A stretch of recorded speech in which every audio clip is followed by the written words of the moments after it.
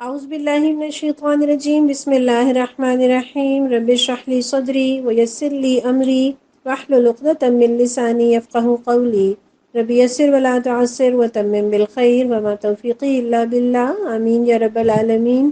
الحمدللہ، اللہ کی رحمت اور اس کی توفیق سے آج ہم سورہ مائدہ کی آیت نمبر 72 سے اپنے سبق کا آغاز کریں گے۔ اللہ تعالیٰ ارشاد فرماتے ہیں لقد البتہ یقیناً کفر الذین قالوا کفر کیا ان لوگوں نے جنہوں نے کہا ان اللہ کہ بے شک اللہ هو المسیح ابن مریم، وہی تو مسیح ابن مریم ہے، معاذ اللہ وقال المسیح، اور جبکہ مسیح علیہ السلام نے فرمایا تھا یا بنی اسرائیل، اے اولاد اسرائیل، اعبد اللہ، عبادت کرو اللہ کی، ربی جو میرا ربی ہے، وربکم اور تمہارا ربی، انہ من یشرک باللہ، بے شک جو اللہ کے ساتھ کسی کو شریک ٹھہرائے، فقد تو یقیناً، حرم اللہ حرام کر دی اللہ نے، علیہ الجنہ اس پر جنت، ومأواہ النار اور اس کا ٹھکانہ آگ ہے، وما للظالمین من انصار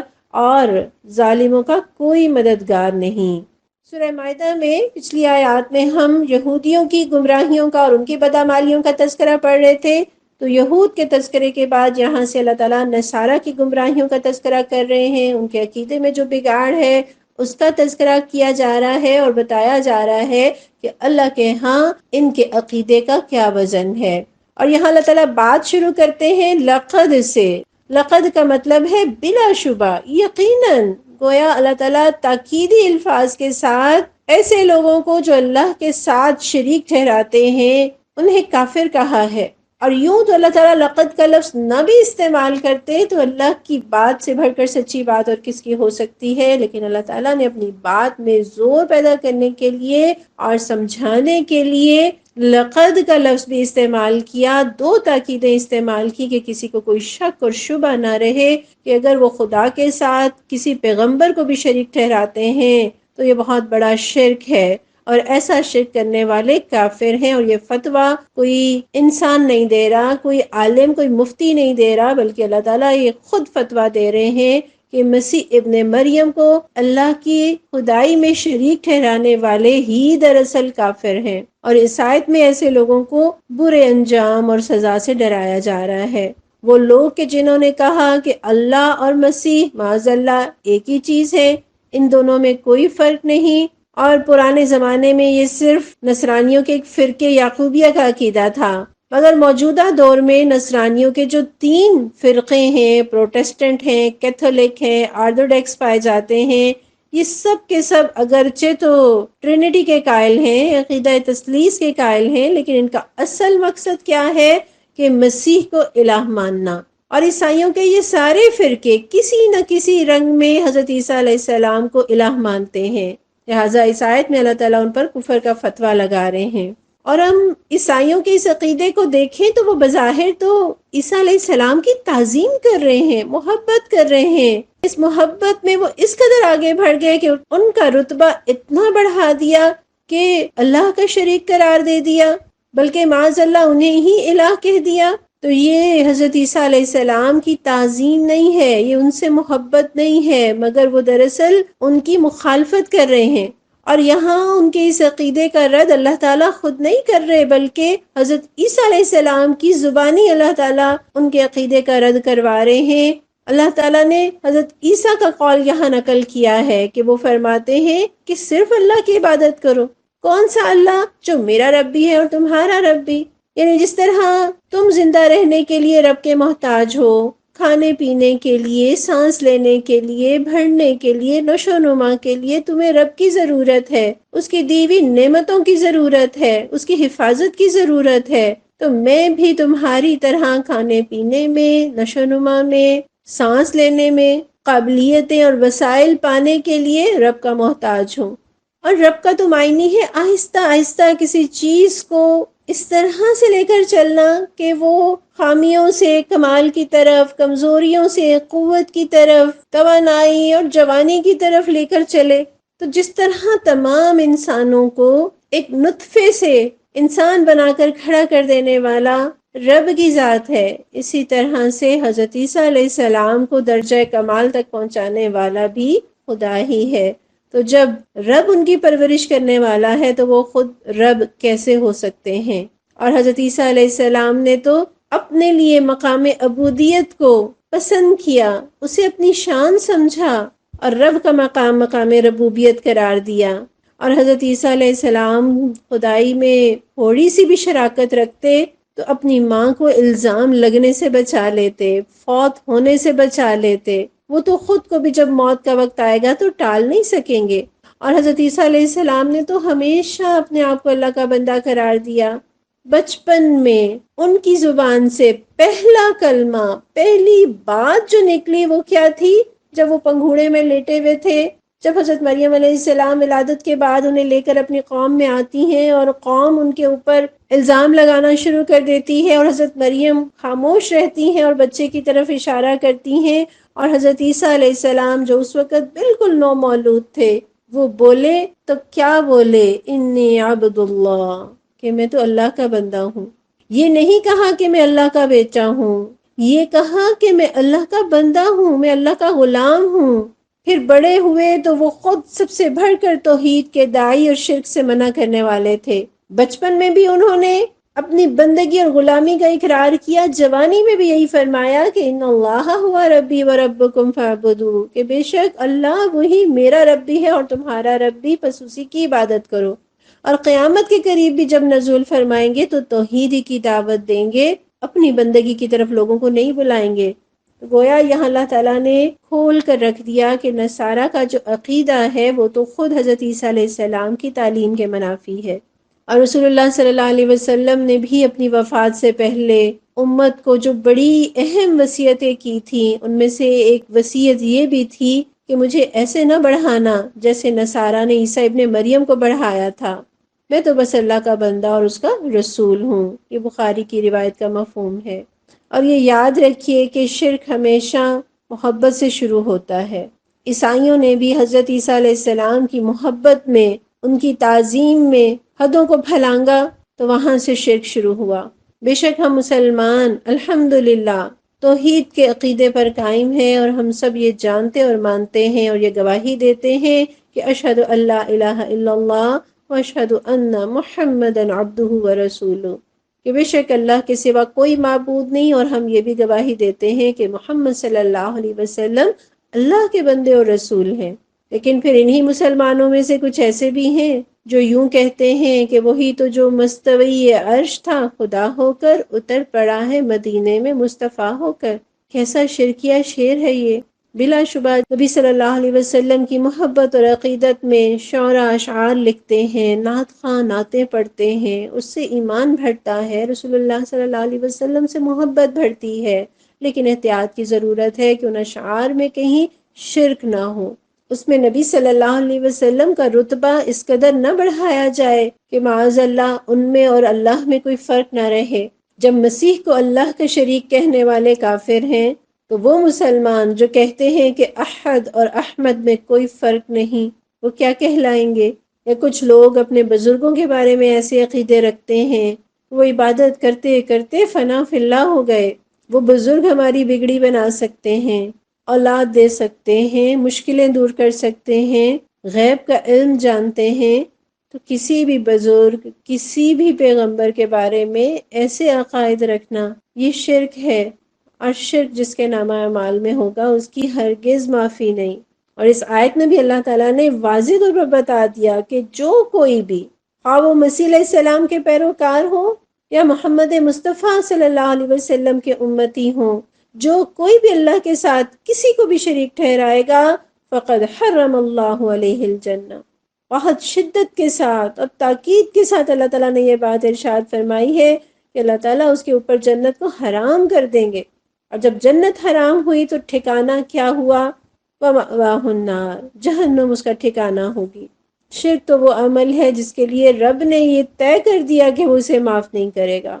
سورہ نساء میں 116 آیت میں اللہ تعالیٰ ارشاد فرماتے ہیں ان اللہ لا یغفر ان یشرک بہ ویغفر ما دون ذلک لمن یشاء، بلا شبہ اللہ اس کو نہیں بخشے گا کہ اس کے ساتھ شرک کیا جائے، اور اس کے علاوہ جس کے لیے چاہے گا وہ بخش دے گا۔ گویا شرک ایسا گناہ ہے جس کے بارے میں رب نے یہ طے کر دیا کہ اللہ اسے معاف نہیں کرے گا۔ اس کے علاوہ خواہ کسی نے قتل کیا ہو، کسی نے اتنے گناہ کیے ہوں کہ زمین اور آسمان کے درمیان کے خلا کو بھر دیا ہو، وہ رب کی طرف پلٹے، رب اس کی طرف پلٹے گا، رب اسے معاف کر دے گا۔ اور توبہ کے بغیر بھی جس کے لیے اللہ چاہے اس کے گناہوں کو معاف کر دے۔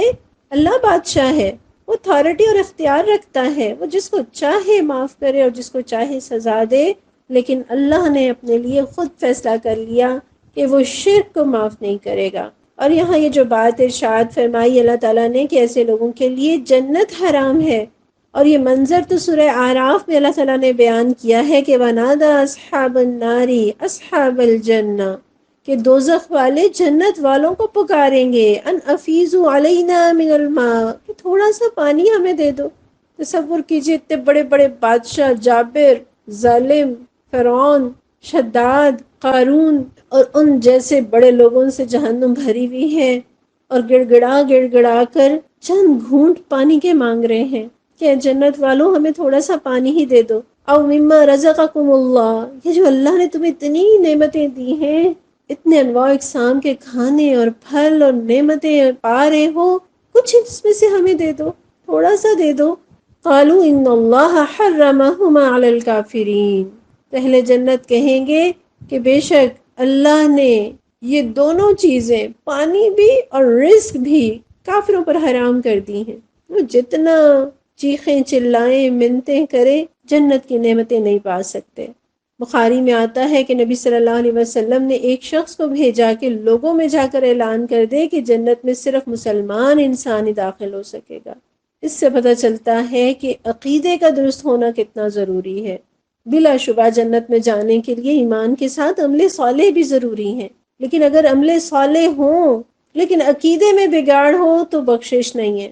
ہاں، عقیدہ بالکل درست ہے، اللہ پر ایمان رکھتے ہیں، رسولوں پر ایمان رکھتے ہیں، رسولوں کو اللہ کا بندہ اور اس کا نمائندہ سمجھتے ہیں، ان کا احترام کرتے ہیں، رب کی کتابوں پر ایمان رکھتے ہیں، فرشتوں پر ایمان رکھتے ہیں، تقدیر پر ایمان رکھتے ہیں، مرنے کے بعد دوبارہ جی اٹھنے پر ایمان رکھتے ہیں، جزا اور سزا پر ایمان رکھتے ہیں۔ ایمان درست ہے، عقیدہ درست ہے، اللہ ہی سے مانگتے ہیں، اللہ ہی کے آگے جھکتے ہیں، اس کے ساتھ کسی کو شریک نہیں ٹھہراتے۔ تو اس عقیدے کے ساتھ عمل میں اگر کوئی تاہیاں ہو جائیں، غلطیاں ہوں، تو اللہ کی رحمت سے امید ہے کہ اللہ تعالیٰ معاف فرما دیں گے۔ جبکہ دوسری طرف نمازیں بھی ہیں، روزے بھی ہیں، حج بھی ہے، عمرے بھی ہیں، چیریٹی بھی ہے، اچھا اخلاق بھی ہے، لیکن عقیدہ درست نہیں ہے تو جنت میں داخلہ ممکن نہیں۔ حضرت ابوبکر رضی اللہ عنہ فرماتے ہیں کہ ہم رسول اللہ صلی اللہ علیہ وسلم کی خدمت میں حاضر تھے تو آپ نے ارشاد فرمایا، کیا میں تمہیں سب سے بڑے کبیرہ گناہ کے بارے میں نہ بتاؤں؟ یعنی کبیرہ گناہ، اور اس میں سے بھی جو سب سے بڑا، یعنی اکبر الکبائر، وہ گناہ کیا ہے؟ اور آپ صلی اللہ علیہ وسلم نے 3 مرتبہ یہ بات ارشاد فرمائی کہ کیا میں تمہیں سب سے بڑے کبیرہ گناہ کے بارے میں نہ بتاؤں؟ اور پھر آپ نے اس میں سے جو پہلی چیز بتائی وہ شرک کرنا ہے، یعنی گویا گناہوں میں سب سے بڑا گناہ اللہ کے ساتھ کسی کو شریک ٹھہرانا ہے۔ اور آیت کے آخر میں دیکھیے اللہ تعالیٰ فرماتے ہیں وَمَا لِلظَّالِمِينَ مِنْ أَنصَارٍ، کہ ظالموں کا کوئی مددگار نہیں۔ تو یہاں ظالم کس کو کہا جا رہا ہے؟ یہاں مشرک کو ظالم کہا جا رہا ہے، کیونکہ ان الشرک لظلم عظیم، کہ شرک سب سے بڑا ظلم ہے۔ ایسا انسان اپنے ساتھ بھی ظلم کرتا ہے اور اپنے رب پر بھی ظلم کرتا ہے۔ کسی انسان کو، کسی غلام کو رب کا شریک قرار دینا، یہ تو اللہ کو اس کے مرتبے سے بہت بہت بہت نیچے لانا ہے، یہ اللہ پر ظلم ہے۔ اور انصار میں جمع کا صیغہ اللہ تعالیٰ اسی لیے لائے ہیں کہ مشرک لوگوں نے کئی ہستیوں کے بارے میں یہ عقیدہ بنا رکھا ہے کہ وہ انہیں جہنم سے بچا لیں گے، لیکن وہاں تو نہ عیسیٰ علیہ السلام انہیں بچا سکیں گے اور نہ ہی کوئی دوسرا شخص ان کی مدد ہی کر سکے گا۔ گویا شرک کا کسی بھی قسم کا عقیدہ رکھنے والوں پر جنت حرام اور جہنم واجب ہے۔ ایمان والے کو اس کا صحیح عقیدہ جنت میں لے جائے گا اور مشرک کو اس کا غلط عقیدہ جہنم میں لے جائے گا۔ اے اللہ، ہم آپ کی توحید کا اقرار کرتے ہیں، اللہ اللہ ربی لا اشرک بہ شیئا، پروردگار آپ ہی ہمارے رب ہیں، ہم آپ کے ساتھ کسی کو بھی شریک نہیں ٹھہراتے۔ لا الہ الا اللہ وحدہ لا شریک لہ لہ الملک ولہ الحمد وہو علی کل شیء قدیر۔ نہیں کوئی معبود سوائے اللہ کے، وہ اکیلا ہے، اس کا کوئی شریک نہیں، ساری بادشاہی اسی کی ہے، ساری تعریفیں اسی کی ہیں، اور وہ ہر چیز پر قدرت رکھتا ہے۔ صبح و شام کے اذکار میں یہ پڑھیے، اور سب سے افضل کلمہ ہے لا الہ الا اللہ، لا الہ الا اللہ، لا الہ الا اللہ۔ اٹھتے بیٹھتے چلتے پھرتے ایک اللہ پر ایمان کا اظہار کیجئے، اقرار کیجئے۔ اللہ ہمیں عقیدہ توحید پر ہی زندہ رکھے، اور اسی عقیدے پر موت عطا کرے، اور اسی عقیدے پر قیامت کے دن اٹھائے، اور اسی عقیدے کے باعث اللہ تعالیٰ ان لوگوں میں شامل کر دینا جو بلا حساب جنت میں جائیں گے۔ آیت نمبر 73 دیکھیے، لَقَدْ كَفَرَ الَّذِينَ قَالُوا، یقیناً کفر کیا ان لوگوں نے جنہوں نے کہا ان اللہ، بے شک اللہ، ثالث ثلاثہ، تین میں کا تیسرا ہے، وما من الہ، اور نہیں کوئی الہ، الا الہ واحد، مگر وہی اکیلا معبود ہے، وَإِن لَّمْ يَنْتَهُوا، اور اگر وہ نہ باز آئے، عما یقولون، جو وہ کہہ رہے ہیں، لَيَمَسَّنَّ الَّذِينَ كَفَرُوا، تو ضرور بضرور پہنچے گا انہیں جنہوں نے کفر کیا، منہم ان میں سے، عذاب علیم، دردناک عذاب۔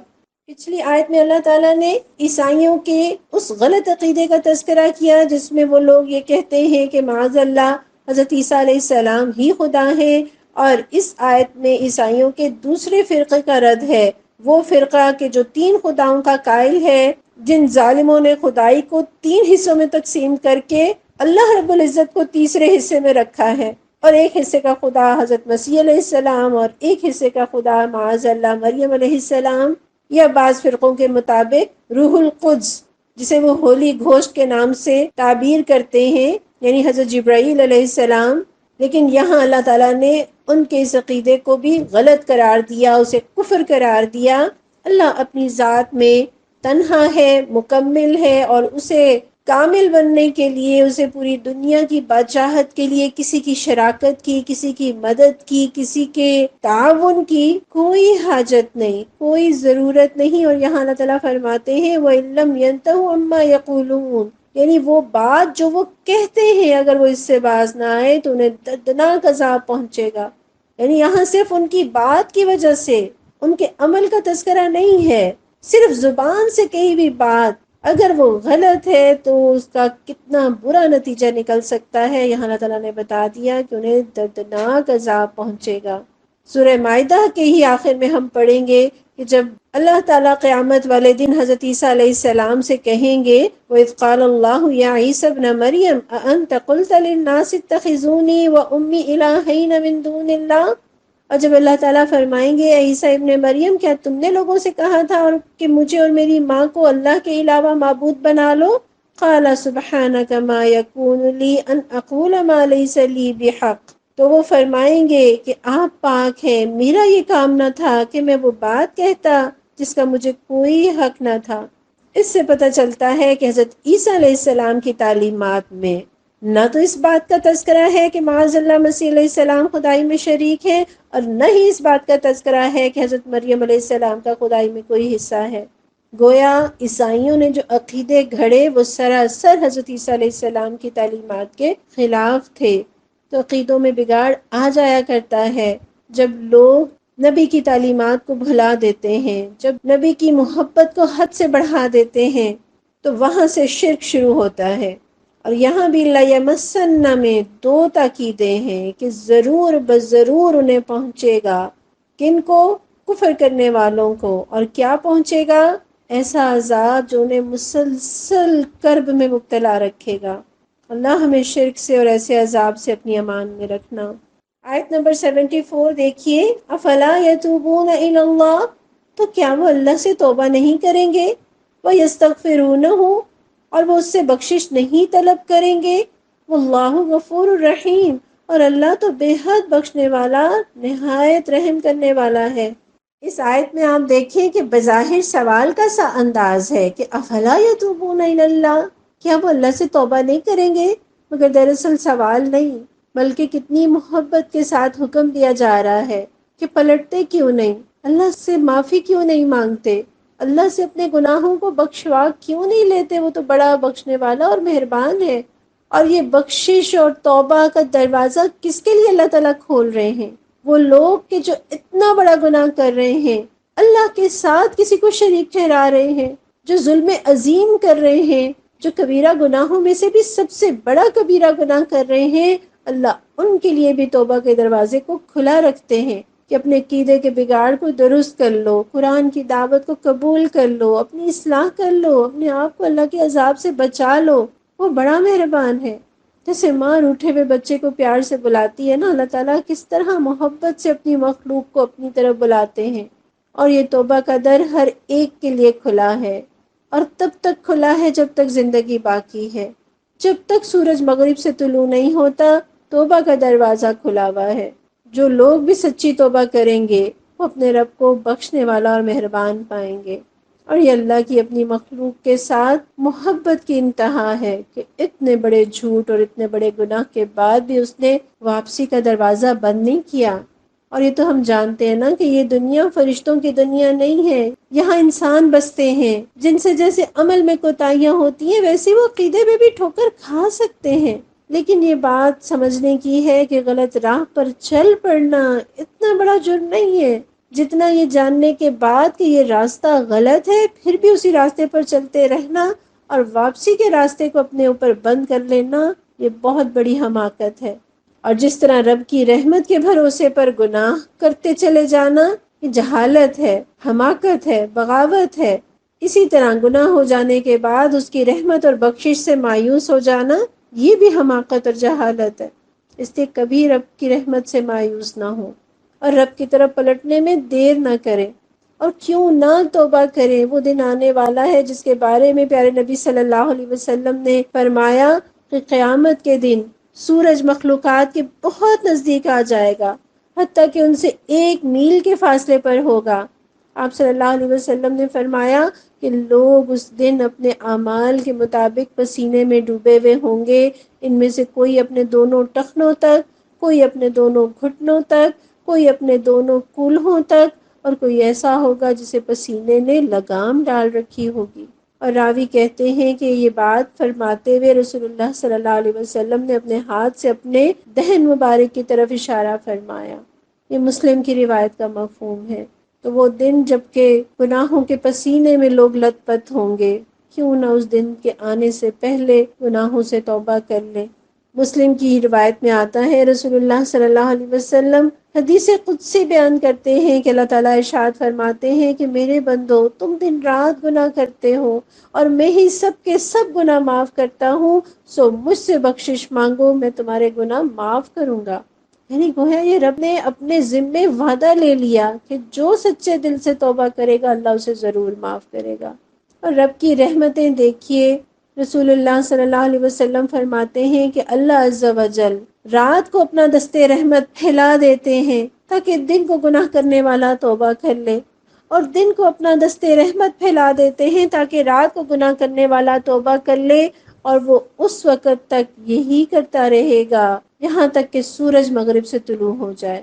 تو سورج مغرب سے کب طلوع ہوگا؟ قیامت کے دن۔ گویا قیامت تک ہر دن اور ہر رات میرا اور آپ کا پیارا رب مجھ سے اور آپ سے 70 ماؤں سے بڑھ کر پیار کرنے والا رب دن کو بھی ہاتھ پھیلاتا ہے، باہیں پھیلا دیتا ہے، رات کو بھی باہیں پھیلا دیتا ہے کہ میری بندی میری طرف پلٹ آئے، توبہ کر لے۔ رب اپنے دامن رحمت میں بھر لینے کو تیار ہے۔ اللہ ہمیں پلٹنے کی توفیق دے دے۔ بلا شبہ اس آیت میں اللہ تعالیٰ عیسائیوں کو ان کے عقیدے کے بگاڑ سے توبہ کرنے کی تلقین کر رہے ہیں، توحید کی طرف پلٹنے کی دعوت دے رہے ہیں۔ لیکن یہ آیت عام ہے، اس کو اپنے اوپر لیجئے۔ اللہ تعالیٰ مجھے اور آپ سے کہہ رہے ہیں فَلَا يَتُوبُونَ إِلَى اللَّهِ، کیا تم اللہ سے توبہ نہیں کرو گے؟ کیا تم اللہ کی طرف نہیں پلٹو گے؟ کیا تم اس سے اپنے گناہوں کی بخشش نہیں چاہو گے جبکہ وہ تو بڑا ہی بخشنے والا اور مہربان ہے؟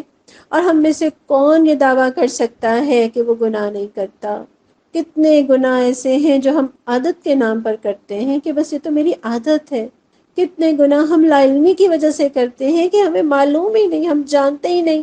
کتنے گناہ ہیں جو جان بوجھ کر کرتے ہیں، کتنے گناہ ایسے ہیں جو ہم تنہائی کی وجہ سے کرتے ہیں، اور کتنے گناہ ایسے ہیں جو ہم مجبوری کے نام پر کرتے ہیں۔ کتنے گناہ ہیں جو ہم خوشی کے نام پر کرتے ہیں کہ یہی تو خوشی کا موقع ہے، کوئی بات نہیں۔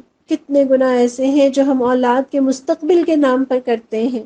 کتنے ہی گناہ ایسے ہیں جو ہم معاشرے کے اندر اپنی ناک اونچی رکھنے کے لیے کرتے ہیں کہ کہیں ہماری ناک نہ کٹ جائے۔ کتنے ہی گناہ ہم روشن خیالی کے نام پر کرتے ہیں، اور کتنے ہی گناہ ہم دین کے نام پر کرتے ہیں، نیکی کے نام پر کرتے ہیں۔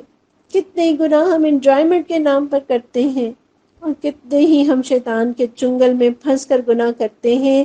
تو آئیے، یہ رب کی پکار میرے لیے بھی ہے اور آپ کے لیے بھی ہے۔ افلا یتوبون الی اللہ ویستغفرونہ، توبہ بھی کیجیے اور استغفار بھی کیجیے۔ توبہ اور استغفار میں فرق ہے۔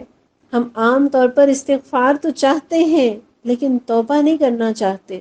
استغفار کیا ہے کہ میرا پچھلا کھاتا کلیئر ہو جائے، میرے پچھلے سارے گناہ معاف کر دیے جائیں، اور توبہ آئندہ کا پلان ہے کہ اب ہم رب کی طرف پلٹیں گے، اب ہم جنت کی راہ پر چلیں گے، اب ہم گناہ کی زندگی چھوڑ دیں گے، اب ہم نیکی کے راستے پر چلیں گے۔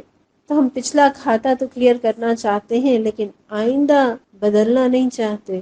تو یہاں آئندہ بدلنے کی بات اللہ نے پہلے کی، فلا یتوبون الی اللہ ویستغفرون، اور ہم اللہ سے بخشش کیوں نہ چاہیں؟